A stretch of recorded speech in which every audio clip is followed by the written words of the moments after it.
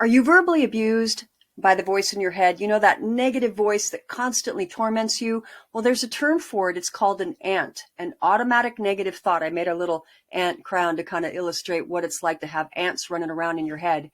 We have about 60,000 thoughts a day or more, and studies show that 90% of those thoughts are negative. Oh, poor us, right? It's no wonder we're struggling.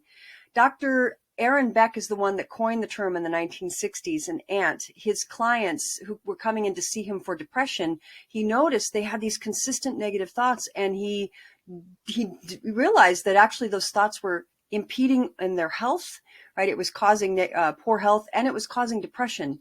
And then fast forward to the here and now, and the current psychiatrist, Dr. Amen, repopularized the term in one of his current books. So how do you deal with ants? Well, you certainly can't spray raid on your brain. However, you can transform them. So are you ready? Are you ready to transform them? Excellent. Turn your ants into a beginning transformation now. Woohoo! Can you feel it? Can you feel it? Turn your ants into pets. Pets. The acronym for pets is positive, empowering thoughts. So turn your ants into positive, empowering thoughts. And here's how you do it.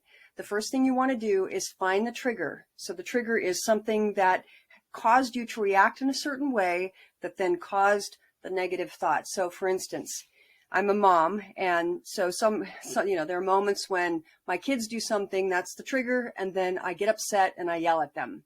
And then I have this emotional reaction, and then the negative thought, the automatic negative thought is, God, I'm such a horrible mom.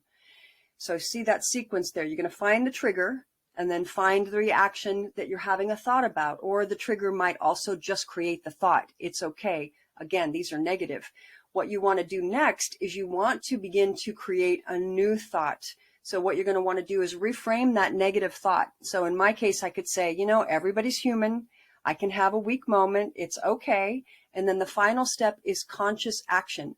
So what I want to do is say, okay, I was stressed out, overwhelmed, I reacted, those are the triggers before the trigger actually. And what do I do instead? What do I do next time? So I need more me time in order to be able to feel more rested and more grounded and more patient. And I have a lot of clients that have these kinds of automatic negative thoughts, and they're going through my Boundary Foundry course, because boundaries are a huge part of being able to create, especially in this case, to create some time and reclaim time and energy. So the Boundary Foundry course from my parents are helping them with their automatic negative thoughts because they responded in a certain way, because they were overwhelmed. You get the point. So I'm going to recap this one more time for you. Here's your recap: turning ants into pets.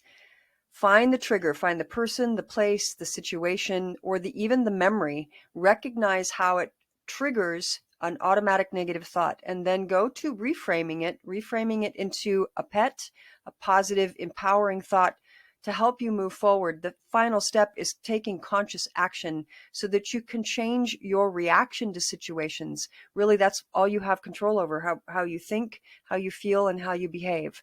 So that's the wrap up.